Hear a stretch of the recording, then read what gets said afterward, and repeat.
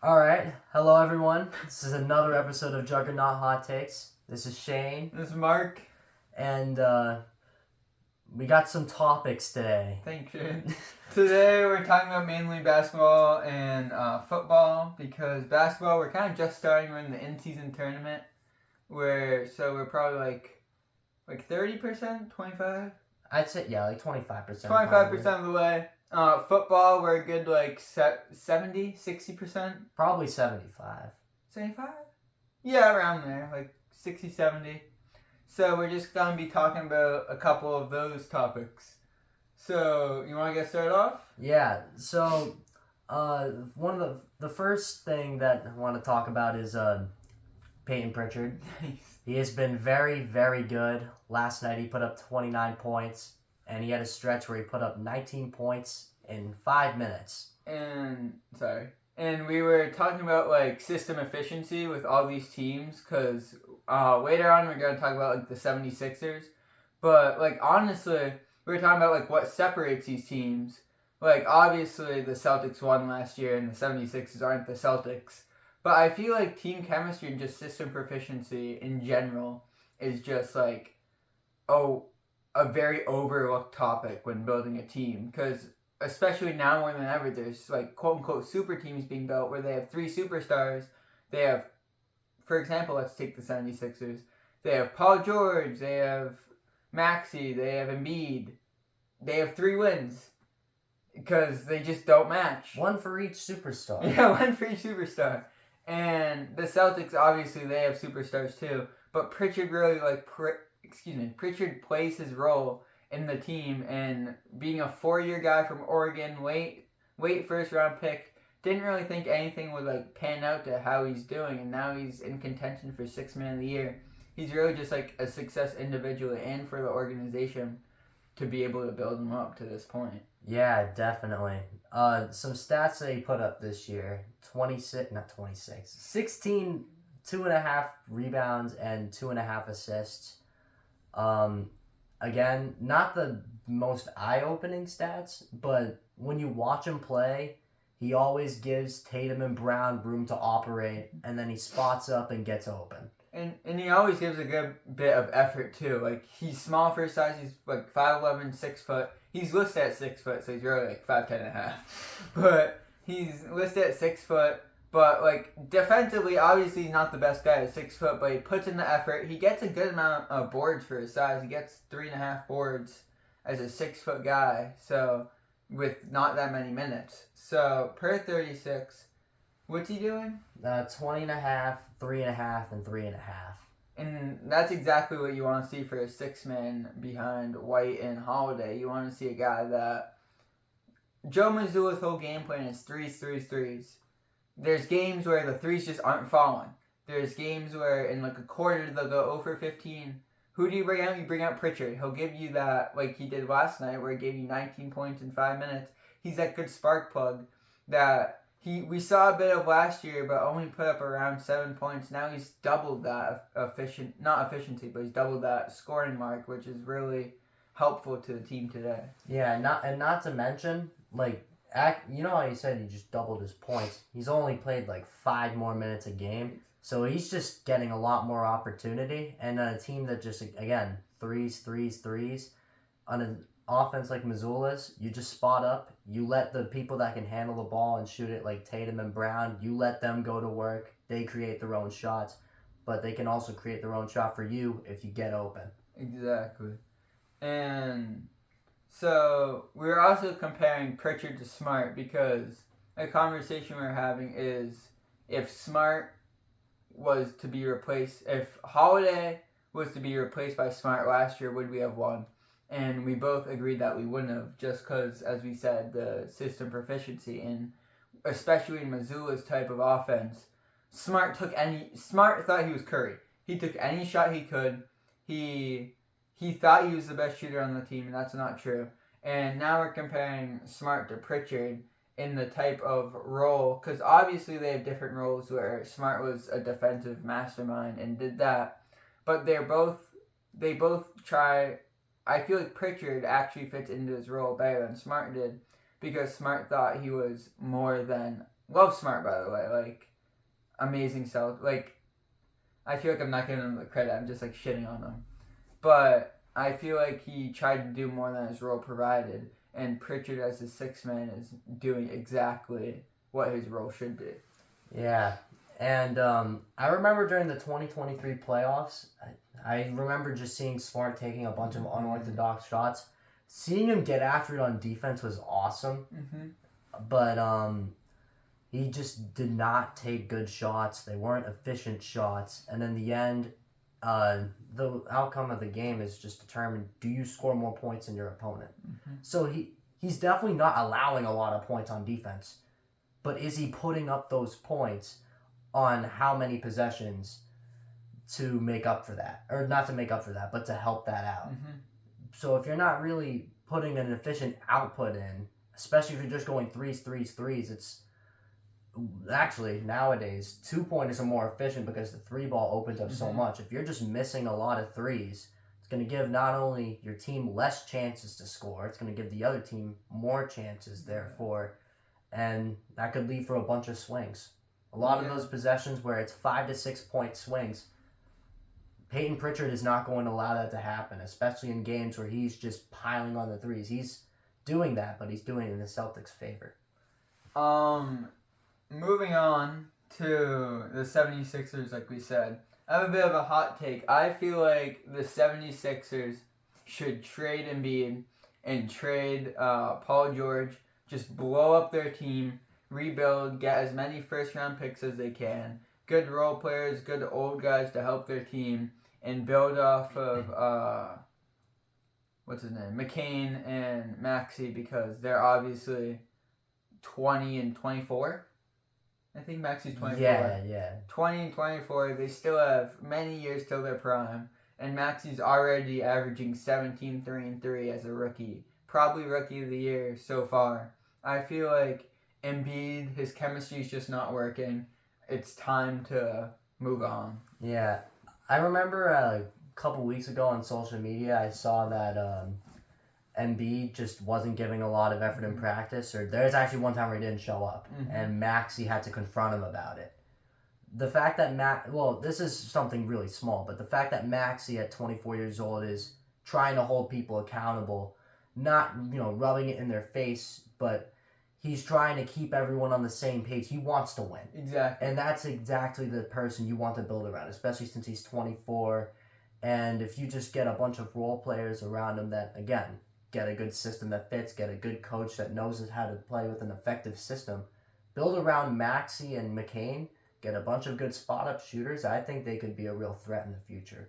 I honestly agree with you, especially on the Embiid remarks, where he said before things like he doesn't want to play in back-to-back games. Obviously, he has his health concerns, but as your leader, your best player is saying he just doesn't want to give that effort to play 2 games in a row. You make $40 million playing basketball, and you don't want to play 2 games in a row to help your team win. It just shows the type of leader you are, or lack of leader you are. And I feel like it's just time to move on. Yeah, and a phrase that I just can't stress enough is the best ability in any sport. The best ability is availability. If you're not out there to show out and play well, what are you really there for? Exactly. If you have the ability to put up 30 points a game and you're not out there, you're not a 30-point per game player until you go out there and do it. Exactly.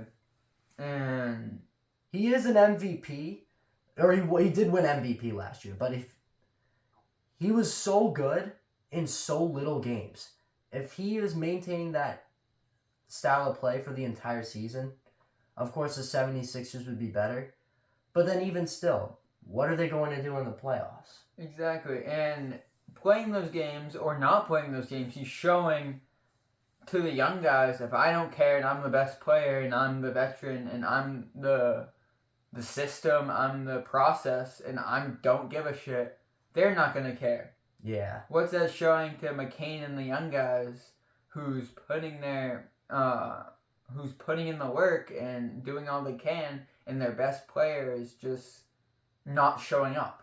Yeah. Well, I mean, again, just a disclaimer, this is much easier for us to say and talk about because we're not the ones doing this. Exactly. But just from previous experiences, just having a good role model to look up to, that, like, it's a little thing, but in the end, that could make all the difference. I mean, you look at Jordan Poole when he was on the Warriors, and at his time, Steph Curry and Klay Thompson kind of showing the ropes, how to play, how not to be too greedy with the ball. And then you look at him, even with that knowledge, when he got put in a system all alone, that first year was just a struggle. Exactly. So having a good role model, I think Maxey, if he keeps like holding people accountable, you look up to someone that works hard, you look up to someone that isn't trying to say they're better than everyone else, but you're looking up to someone that just wants to win. Exactly. You build a winning culture, and hopefully that winning culture can contribute to a championship over time. And oh wait, what were you? No, you go. Oh, I was gonna say with a team like you also look at the 2020 Heat. Not the most talented team, but you have people like Jimmy Butler and Bam Adebayo who just want to win. Exactly. An unrelated player stat comparison that we did before the episode. So we have two players, one's a small forward, one's a center. One averages 23 points per game, 3 assists, 3 rebounds, and 49% shooting in 15 games a season. And one, as a center, averages 20 points, 7 rebounds, and 4 assists on 38% shooting in 4 games. Obviously, we're talking about the 76ers. That's Embiid.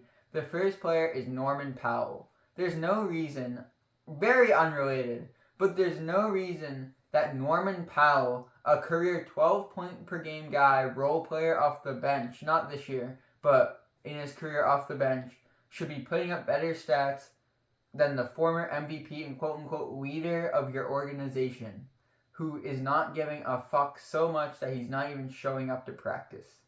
Yeah, definitely. And again, playing the role that, well, not really playing the role that you're supposed to, but it kind of goes into, well, not really being unselfish, but, allowing other people, because everyone's in the NBA for a reason. Playing off of everyone else's strengths. Like, Norman Powell is a great scorer, but he's not going to be chucking up 20 shots a game.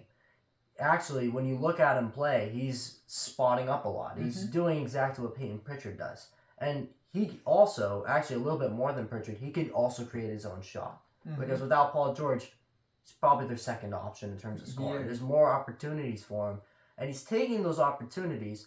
I haven't seen any controversy about him in the media, but, I mean, yeah, there's still no reason why Joel Embiid should be put. I mean, this is statistics. It doesn't tell the full story. Exactly. When you're an MVP and you're comparing him to someone that has been a six-man almost his entire career, they're around the same age. And there's just no reason why this should be happening. Unless Embiid has been, like, really, really, really injured or sick, which he probably has been here or there, but, like, not to this extent. Not to this extent, yeah. And another thing we're talking about blowing up the organization, trade Embiid, trade Paul George, rebuild around Maxey and McCain. And if you suck this year, which you are, you have 3 wins, tank for Cooper Flag. A young squad of Cooper, Flag, McCain, and Maxey is going to be elite in 3 years. Maxey and McCain are already almost... was Maxey an all-star last year? He was, I think. Maxey is an all-star. McCain per 36 is putting up 23 points. 23, 4, and 4. So McCain per 36 is an all-star, statistically wise. And then you add Cooper Flag. Obviously, there's a draft lottery and all that. But tank for one of those guys, like, you're already not winning. Might as well get draft picks in the process and trade away the cancer of your locker room and Embiid. Like, I feel like it's just not worth to have them on your team. We haven't really touched up on Paul George, but he's also getting old. Yeah. And again, that kind of comes with basketball. I think he's like 34 years old. He's still a great player. A but Hall of Famer. Yeah, definitely. But he's not who he used to be, of course. Yeah. And it just leaves less options for your organization to do, probably besides for either trading him or letting it ride. Mm-hmm. Which, could they turn it around? They have the talent to turn it around, but if you don't have the chemistry, in the end, when the lights are brightest, more likely than not, they might just crumble again. Exactly. And lights aren't brightest and they're 3-14.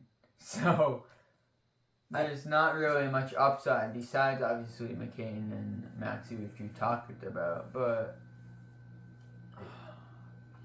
another alternative that I brought up for this was that they could trade for good role players. Mm-hmm. And this is an example. They're definitely not going to get him, but if they had a center like Naz Reid, exactly, and he's a sixth man of the year, pretty big name if you watch basketball a good amount, but 10-10. Yeah, I love him.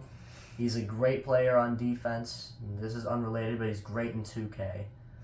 When I saw him in the A rating and I didn't know much about him, I was like, oh my god. But actually watching him play, Naz Reid gets after it. It's another guy that's like 25 years old. He's another guy that I feel like if you look up to him and Maxey, you look up to them as people that work hard, play hard, and then they go out and they play well on the court together. You get a bunch of people that want to work hard on offense and defense. You first start actually showing up to practice, and that's gonna at least be a start at the minimum. Yeah, and then you have a foundation for your team in the future, which is better than whatever this mess is. Yeah, I feel like the worst thing you can be in this league is mediocre. Exactly. Because if you're on the top, you at least have an upside and something to look forward to. Because in the end, no one cares. Well, not no one cares, but Eastern Conference Finals appearances, not many people pay attention to that. Exactly. When former NBA players are talking about their NBA career, they're not going to talk about how they made the Eastern Conference Finals 4 times. Exactly. Maybe they'll talk about making the NBA Finals 4 times, which is a very big start. But a big difference. Yeah, exactly. Getting to that biggest stage, I have a feeling is probably the best. That's obviously the best thing you can do is getting to that biggest stage and having a chance to fight for a championship. Mm-hmm. You do not want to be a team that is constantly 8, 7, or 6 seeds with no real upside. The Atlanta Hawks. Yeah. Speaking of Zach Ricochet's not bad. He's not he was first overall, right? Or second? I think he was first. As a first overall guy with I don't understand how a first overall guy was so untalked about like he is. Yeah. People are so obviously we talk about McCain, but people are so used to those rookies nowadays that come in and score 20. It shouldn't be as common as it is, and we've seen a lot of outliers recently. But what's happening now is rookies are averaging 10, 3, and 3, and people are writing them off. They're rookies. They're 18. They're 19. People expect them to put up 28 and 8 off the gate. It's not going to happen most of the time. We have our Lukas, we have our Jokic's, but even look at Giannis for example. He put up 20 minutes in his rookie season. Yeah, probably 5 points. Exactly. Everyone acts like he's number 1 overall. He has to put up 25 and 5 and be elite all-star first year. It's not gonna happen. And I don't like the narrative of writing guys off because it didn't happen. And he's first overall pick. Obviously, you don't want just a role player. But first overall pick, he's averaging pretty good numbers, and he's doing what people expect him to. Yeah, and this is something that the Hawks are doing well compared to the Sixers. Ricochet is fitting well in the system. With Trae Young, I don't know how he's doing statistically this year, but based off how I've known he's played in the past, I feel like he gets a lot more hate than he actually has been getting. It's not like he's, He put up a 20 and 20 game the other day. Oh, wow. Oh, yeah, I didn't know that. But there's teams with a completely different system. You get players to fit within a system, they'll adjust to it, and if they're a truly great player, you can fit them in any system, Exactly. which I have a feeling with the 76ers, just get some players that I have a feeling that anyone that works hard and anyone who wants it in the NBA, everyone has a lot of talent that gets to that level. So if you give them the opportunity and they're willing to work, Yeah. like developing a jump shot, or developing a reliable jump shot for a center, that'd be really big for the Sixers. Yeah. Would you like to move on to the NFL? Yeah. So, moving on to the NFL, we're going to start talking about the Ravens. Obviously, the focal point of the Ravens is Lamar and Derrick Henry. Derrick Henry has around 1,300 yards this year, 10 touchdowns? Around that, I think. There, And 6 yards per carry. Lamar is doing even better than he did his MVP season last year. He's on pace for just as many rushing yards while leading the league in passing yards and touchdowns, I believe, right now. I might be wrong on that. But just like how adding Derrick Henry really helped Lamar. And I honestly believe they might be like, I know they're 8-4, they don't have the best record, but I honestly think they are a sleeper pick for winning it all this year. Yeah, definitely. I have a feeling that when you compare them to the Chiefs, they're 11-1, but a lot of those wins, I think people can agree, were very controversial. And one possession games, when the Ravens are winning, and even when the Ravens are losing, they're scoring 30. It's just a matter if their defense can keep up. But like even in their losses, it's like 35-30. Like they're scoring consistently, and they have the second most points in the league, scored only behind the Lions. Yeah, and when Mark showed me this, I was really surprised. I didn't know Lamar was playing this well, but saw he only had 3 interceptions, and then he told me that all the interceptions have come from drops. So if those hypothetically were catches, 0 interceptions on the year, along with 27.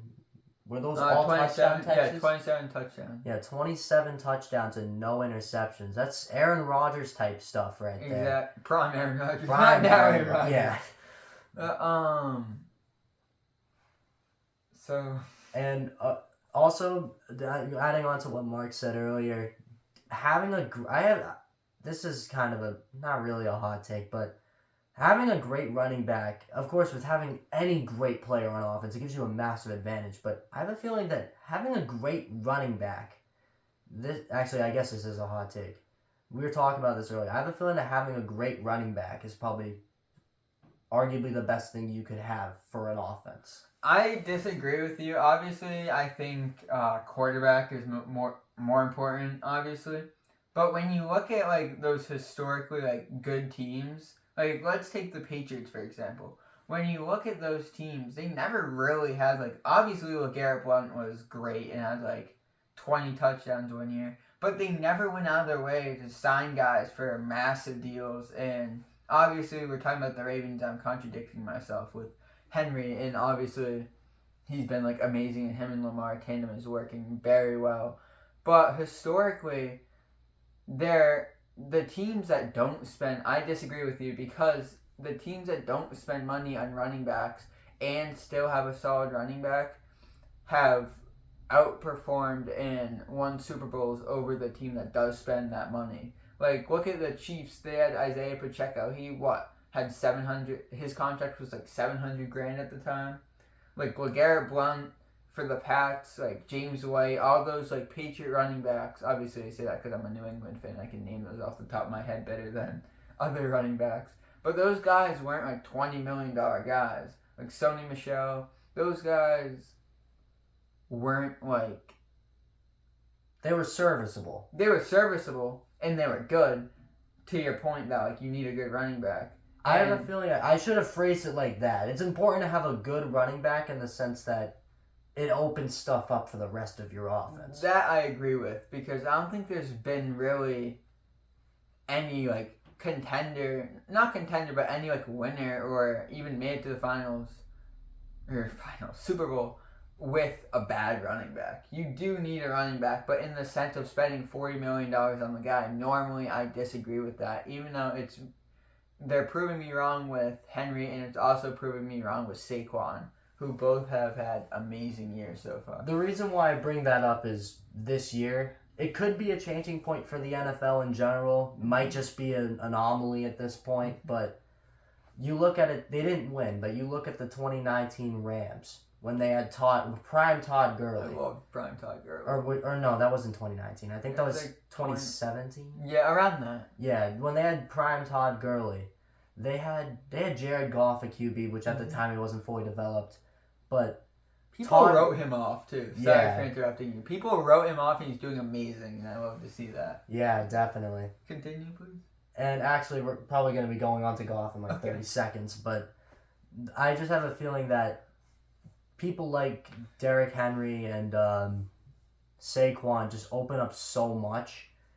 For having a good running back, like when you watch the Ravens play, they're watching that run heavily. Mm-hmm. And that's allowing receivers to get open. Which, for Lamar, that's credit to him and Derrick Henry for being so dangerous on the run. You look at Derrick Henry averaging 6 yards a carry, you don't want to deal with that. Exactly, and especially it works amazing for the Ravens because of Lamar, especially because Lamar is a guy that's obviously a running like quarterback and is known for that. But now you add this absolute monster in Derrick Henry that puts up 6 yards every time he touches the ball, and then you have a deep threat of Zay Flowers. The read option, the fake, what's the word? PA. Play action? Play action, thank you. The play action passes with Zay Flowers, the run option with Lamar and Henry is just lethal. And there's really, like, you really just hope they're having a bad day if you're a defensive coordinator. Yeah, and now, actually, this just kind of popped into my head. The Ravens have a lot of raw talent. Exactly. In the sense that they got a lot of speed. With Henry, you got strength. With Zay Flowers, again, a lot of speed. I think this is one of the first teams that I'm seeing with a lot of raw talent.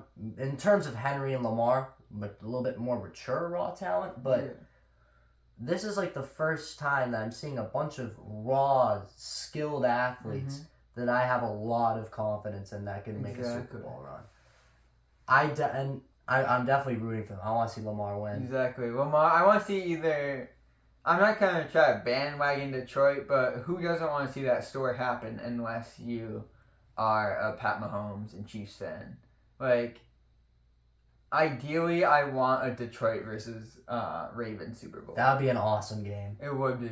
And moving on to the next team that we were talking about, the two main contenders are the Ravens and the Lions. Do you want to start us off? Well, I don't think the Ravens are the two main contenders because obviously the Chiefs exist. Yeah. But in my opinion, I really think they are a good sleeper pick. And moving on to the Lions because we haven't talked about them. Their team is so like developed and so consistent.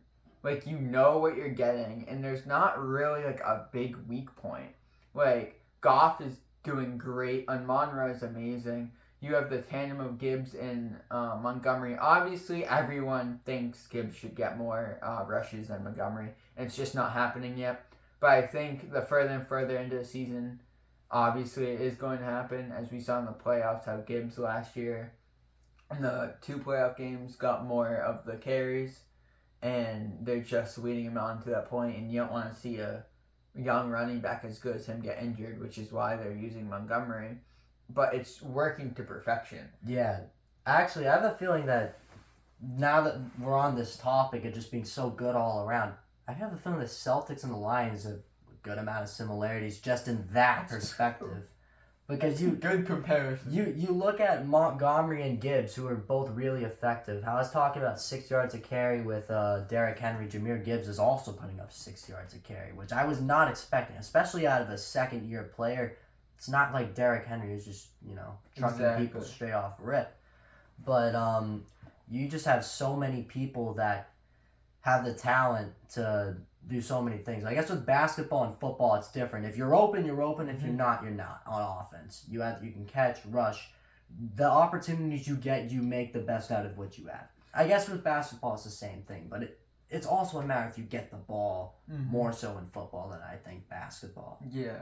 But if you watch the Thanksgiving game, especially the first half of Detroit versus the Bears, obviously the second half was a complete different story. But the first half, you saw Gibbs. He was averaging like 10 yards per carry or 9 yards per carry. There was a damn, I have the hiccups. He saw a hole. He goes through it. The line does a great job of opening that space, and he does a great job of running right to where you need to be. You saw a lot of change of direction from him, and you really like having a young talent like Gibbs on your team as a contender, especially. Yeah, and then you look at their receiving core. Amon-Ra, of course, he's Amon-Ra. Mm-hmm. Works very hard. Someone you want to look up to, as we were talking about earlier. That's something that the Sixers need. Just someone to look up to. Exactly. But having Jameson Williams too, who's healthy and he's actually playing. He's playing very solid as well. It's a good piece to have. That's true. And you were talking about their safeties earlier. Yeah. I don't know how much they're talked about on the media, but I didn't even know statistically they're having as good of a season as they are. But just watching them play, they get after it. They do a really good job going from one place to the other. Also, looking at their ages, I have a feeling part of the reason, 23 and 24 years old. Exactly. So they have the legs and the stamina and the energy just to get after it right now. And with everyone on that team, I have a feeling ever since that Jamal Williams speech, this ain't us speech, when they were 1-6, I think now they've done a very good job just getting after it every single game. And they'll run through a wall for Dan Campbell. He is the perfect coach for a team like that. 0-17, like awful record. Then all of a sudden they hire him. There's clips of Stephen A. Smith, all the media. This guy's insane. He won't do well. He's not what you need. You need a safe coach. He is not a safe coach. He does fake punts on their own 10. He is actually kind of a crazy coach. But he's exactly what the Lions needed. And the bite your kneecaps off speech that he did, his very first speech, everyone thought he was insane. Everyone was like, wow, this isn't going to work. It is. And it's working amazing. And that's exactly the type of team he's developed the Lions into being. A team that will run through a wall and bite off the other team's kneecaps for Dan Campbell. And it's working like a charm. And he is a great coach you want to see for that type of team. Yeah. I've watched a lot of, coincidentally, I've watched about half the Lions games with my friends in my dorm. And their D-line just gets after them. Like, the difference, I remember when they played the Vikings, there was just such a big difference. Mm-hmm. I mean, it might have to do partially with talent, yeah, but their defensive line just gave the Vikings so much less time. So when I watched them play one time, they just go after them, and all of a sudden, Sam Darnold is under immense pressure. But then you look at Jared Goff, he's got all this time to just get a good look. And with all those receivers and running backs, they got a lot of options on offense. And it just shows, again, how consistent and well spread out their team is in talent. Yeah. And as Mark and I were talking about earlier, going back to the safeties, Brian Branch, he had 1 forced fumble and 4 interceptions this year. Watching how he plays, he's more of a guy that I feel is someone that doesn't go at him right away because he has confidence that his cornerbacks will cover for him. Mm-hmm. And when he does come over, he's always there when you need. He'll get there in time and make a good play on the ball. And something that this is even more true for is Kirby Joseph, who I didn't even know who he was before this. And then I see he's 24 years old and he has 7 interceptions. Which is tied for first in the league. Yeah.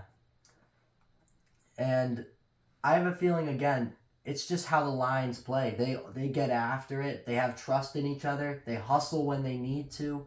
They play. I wouldn't really say they play smart, but I would say they play with swagger. They really get after that ball, and they just want it more. So is that a wrap? Or do you want to talk about contenders? It's up to you. I feel like we're at a good point. I think we are, yeah. All right, thank you guys for watching. Honestly, we don't know when our next episode will be. Yeah. It's been probably a year since the last one. But have a good however long. And we'll we will make an episode eventually. Yeah. And if you are watching this soon after this is posted, I hope you have a good Thanksgiving. And if you are in college, good luck on your finals. It's already been Thanksgiving, Shane. That's why I said I hope you had a good I Thanksgiving. I hope you have a good Thanksgiving. Oh, no. I hope you have a thing. Alright, have a good one, guys. I think that was our